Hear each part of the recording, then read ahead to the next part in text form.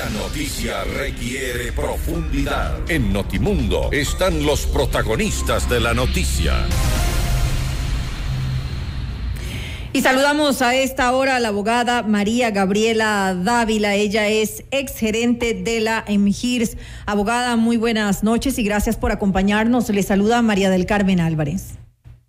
Muy buenas noches, María del Carmen. Muchísimas gracias por el espacio y pues estoy a las órdenes. Abogada, gracias a usted por estar en esta entrevista. La semana anterior, pues, entrevistamos al concejal Fernando Morales a propósito de la situación crítica que vivimos en la ciudad de Quito por el mal manejo de los residuos sólidos. Ante esto, usted ha solicitado una réplica en su condición de exgerente de la MGIRS. Escuchemos antes de iniciar un pequeño fragmento de lo que dijo el concejal Morales. Se estaban llevando los líquidos lixiviados a dar tratamiento en otra provincia, en otro cantón, en La Joya de los Hachas. Entonces, eso sorprendió a todo el mundo y nadie sabía qué es lo que estaba ocurriendo. Luego vino una explicación en donde es un cantón donde existe una planta de tratamiento especializada, se ha generado una viscosidad diferente en esta acumulación de los residuos, de los líquidos lixiviados, y que obviamente este contrato no lo firmó la actual administración, sino la anterior, y que tendrían que ya estar en marcha, y como tienen alguna dificultad, la empresa privada está cubriendo con todos estos rubros, pero no puede.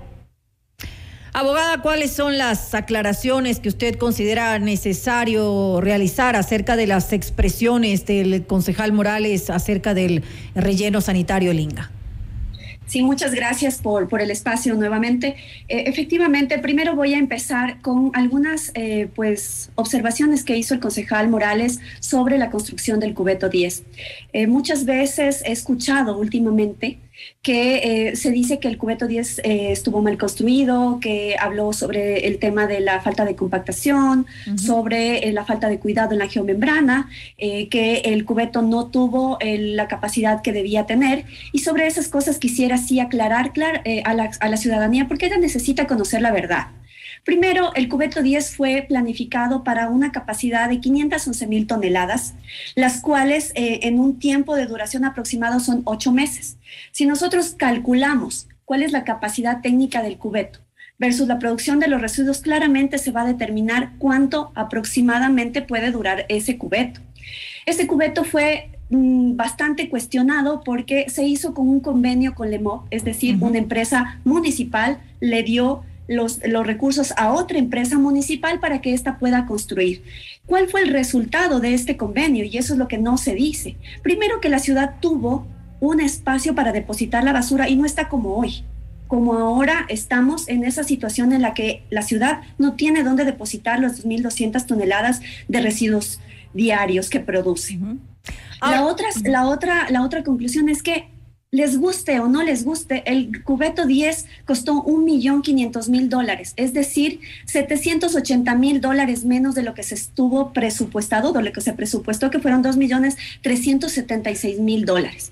Entonces yo no entiendo cómo es que el Consejo Metropolitano tiene el tiempo de poner en su orden del día que se conozca el informe borrador de Contraloría del cubeto 10 cuando tenemos una situación mucho más grave, que es el saber qué va a pasar con las 2,200 toneladas de basura que produce la ciudad de Quito, porque no existe espacio ahora para depositar, porque no existe la construcción del cubeto 11, porque no se siguió la planificación determinada en la empresa, porque independientemente de quién esté al frente de una empresa, las empresas tienen una institucionalidad, brindan un servicio público que no puede ser interrumpido por quien quiera que esté en la administración o en la cabeza.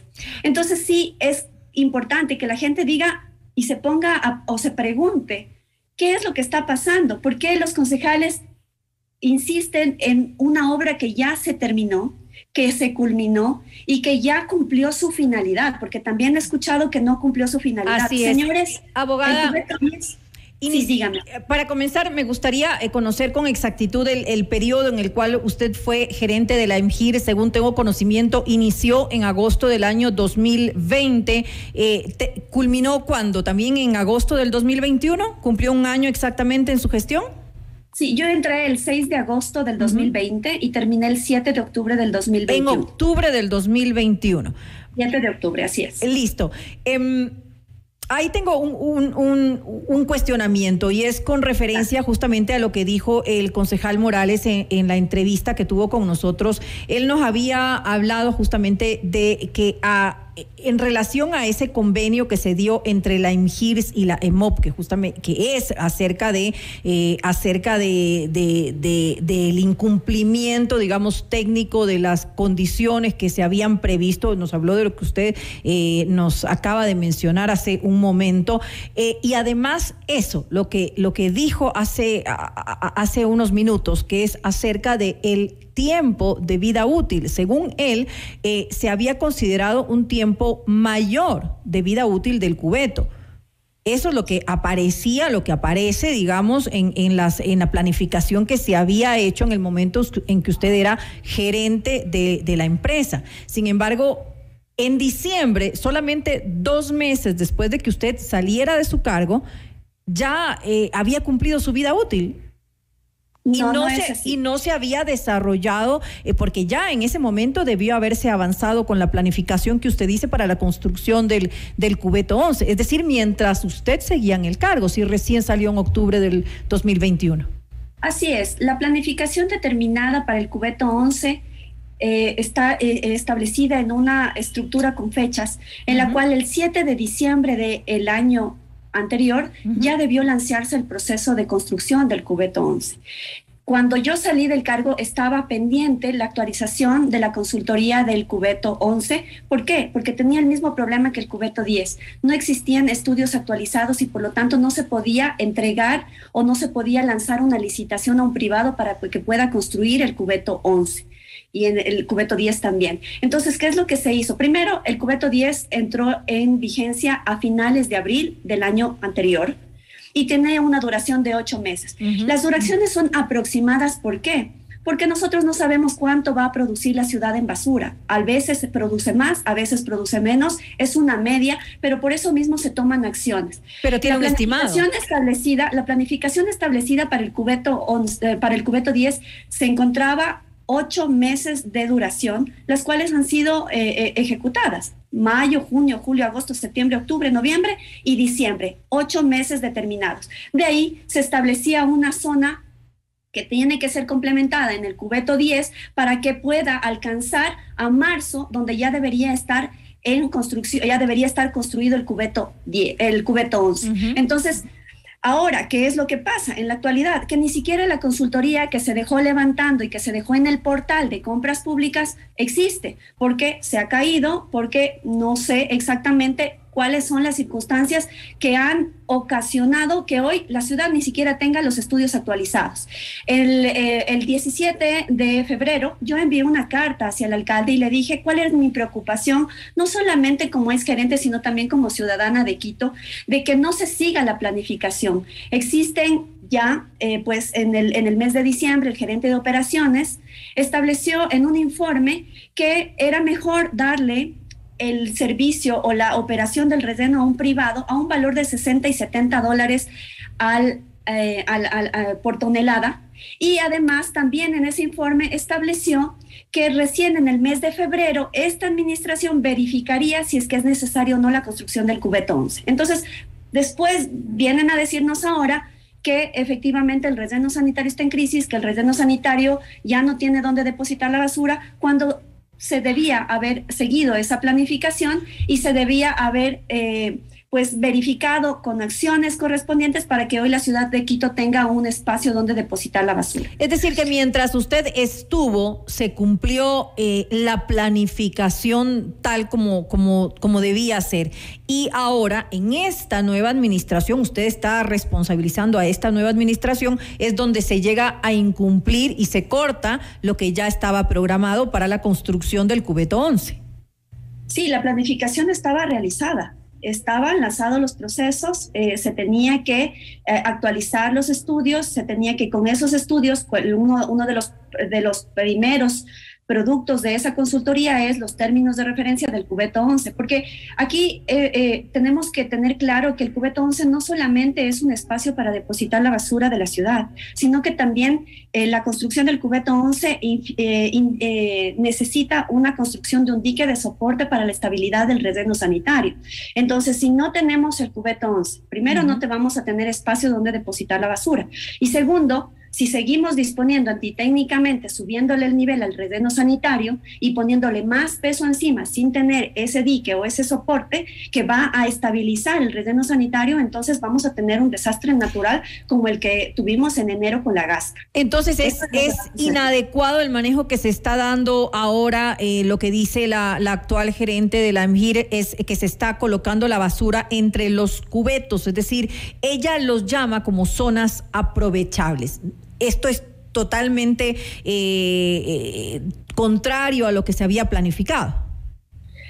El relleno sanitario tiene una vida útil hasta el 2024. Nosotros, ¿cómo sabemos y cómo podemos determinar que esa vida útil es hasta el 2024?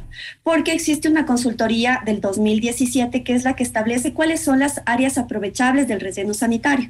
Y ella nos dice a nosotros que tenemos que construir el cubeto 9, el cubeto 10, el cubeto 11 y el domo final, que así se lo ha mencionado. Entonces, ¿qué es lo que pasa ahora? Se está depositando basura en parte del domo final y subiéndole el nivel del relleno sanitario.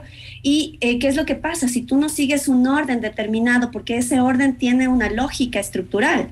Entonces, si nosotros decimos, perfecto, voy a aprovechar las zonas y voy a subirle el nivel, porque eso no dice la consultoría del 2017, entonces estás poniéndole un peso diferente a ese relleno que después no sabemos si es que efectivamente el relleno va a aguantar o no va a aguantar el peso que ahora se está poniendo.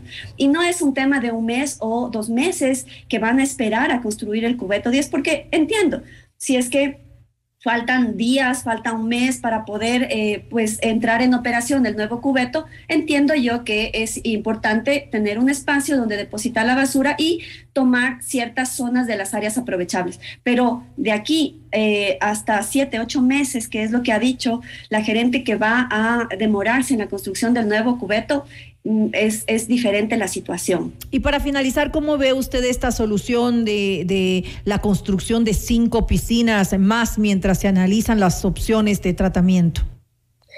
En cuanto al tema de los lixiviados, efectivamente el proceso de los lixiviados y la acumulación de los lixiviados es un problema que tiene el relleno sanitario, no de ahora, no de esta administración, no de la mía, sino desde hace muchos años atrás. Sin embargo, ¿qué es lo que yo cogí el relleno en emergencia? Ojo, ¿no? Cuando yo entré a la EMGIR, el relleno sanitario estaba en una emergencia declarada y durante todo este tiempo pudimos estabilizar ese relleno. ¿Qué es lo que hice yo cuando entré? Que tenía un problema similar, pero no tan grave como el que tenemos ahora. Es que se iniciaron 2 acciones que son paralelas. Primero, la empresa que habla el señor concejal, que se contrató, pero esa empresa cabe determinar que es solamente para poder desalojar y para tratar el pasivo ambiental, es decir, los lixiviados que se encontraban represados en el relleno sanitario. Por el otro lado, nosotros generamos un plan de acción que lo mandamos al Ministerio del Ambiente para que se apruebe. ¿Y qué es lo que contenía este plan de acción? Ampliación de capacidad de almacenamiento y un tren de tratamiento que nos permitió durante toda esa gestión tratar el lixiviado que se produce diariamente. Entonces, por un lado, limpiábamos o tratábamos el lixiviado que se producía todos los días y por el otro, la empresa se dedicaba solamente a tratar el lixiviado tratado, el lixiviado represado, el pasivo, y así íbamos a ir disminuyendo todo el pasivo ambiental que tiene ese relleno sanitario. Entonces, ahora, ¿qué es lo que pasa?